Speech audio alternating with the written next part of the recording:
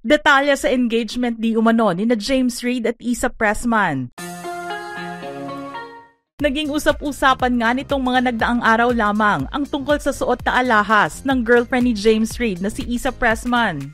Mula sa mga videos and photos na inilabas ni James para sa birthday celebration ni Issa noong June 3, 2025, nakita sa pinakahuling slide ang daliri nito na may suot na diamond ring na malaki ang bato. Kumalat ang nasabing video na ito at marami tuloy ang nag-isip kung ito na ba ang engagement ring na isinuot ni James sa daliri ng girlfriend at kung nagkaroon din ba ang actor-performer ng secret proposal. Nakita rin ang diamond ring sa isang birthday photo ni Issa na inilabas naman ng restaurant kung saan nila ginawa ang kanyang birthday dinner.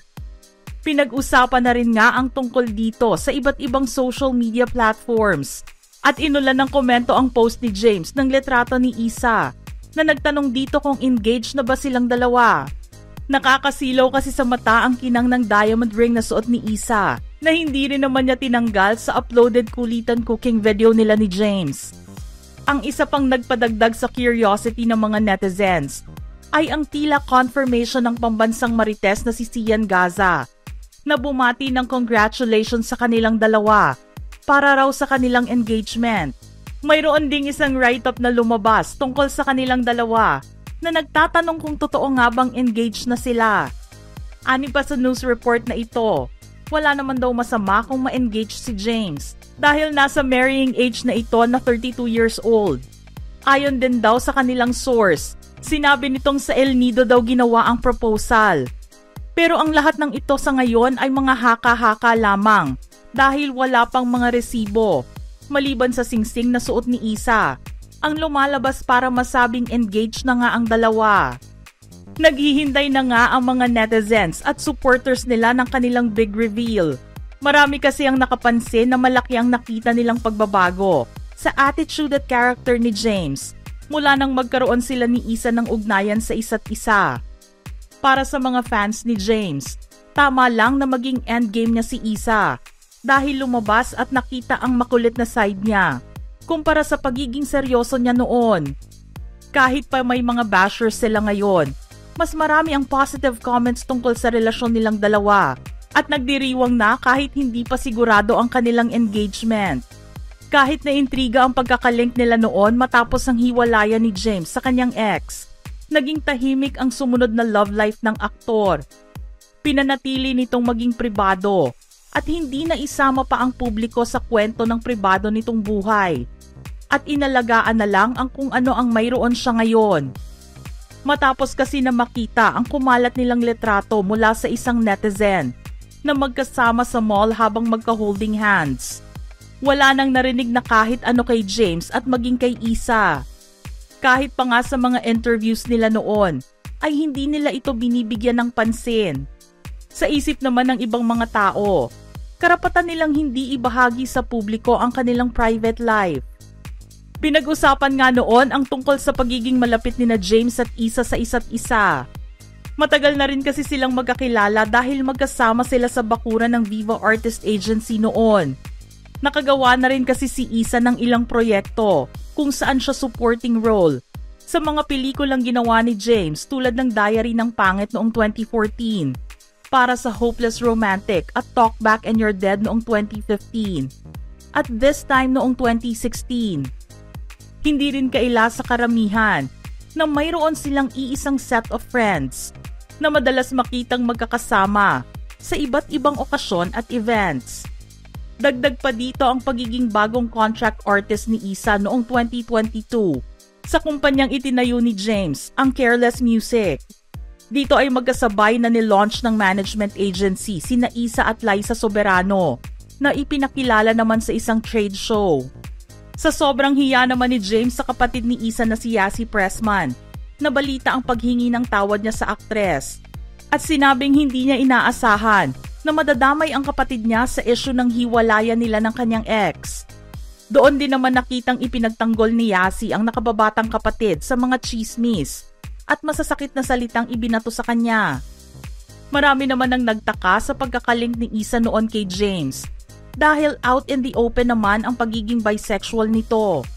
Pero hindi naman dapat ito maging issue dahil ang bisexual ay maaaring ma-attract sa parehong babae at lalaki. Noong 2018 kasi ay inamin ni Isa na siya ay isang bisexual at nagkaroon ng same-sex relationship sa singer na si Marga Bermudez.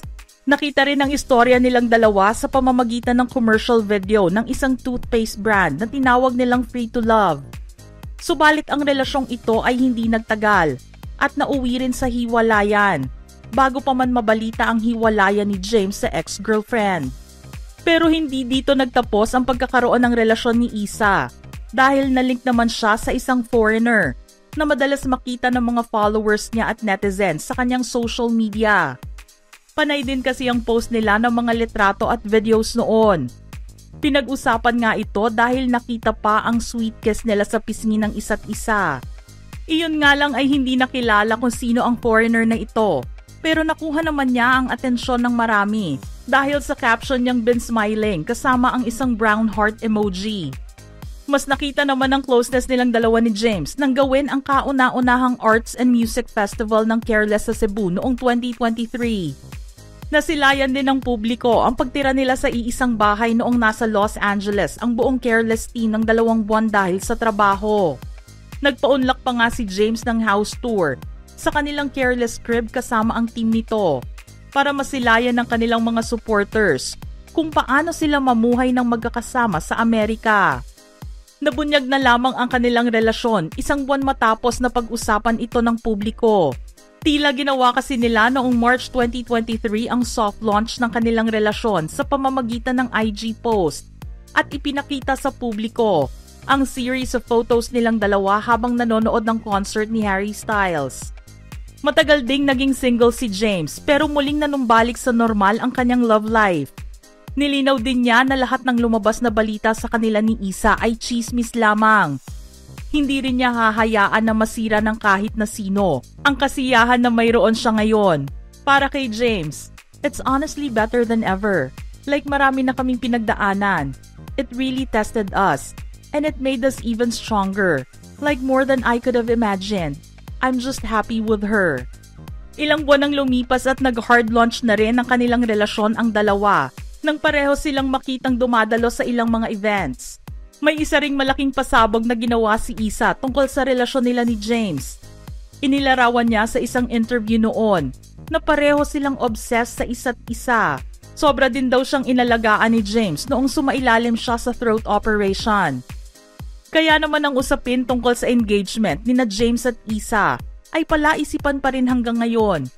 Iyan nga ang magandang balita na aabangan ng mga tagahanga sa mga susunod na araw o linggo o buwan. Kung kailan man nila planong isapubliko ito, nakahanda ang mga fans nila sa pag-cheer sa bubuuin nilang buhay na magkasama sa hinaharap. Mga ka-showbiz peeps, gusto naming marinig ang inyong reaksyon sa ating istorya ngayon. Send in your thoughts in the comment section below.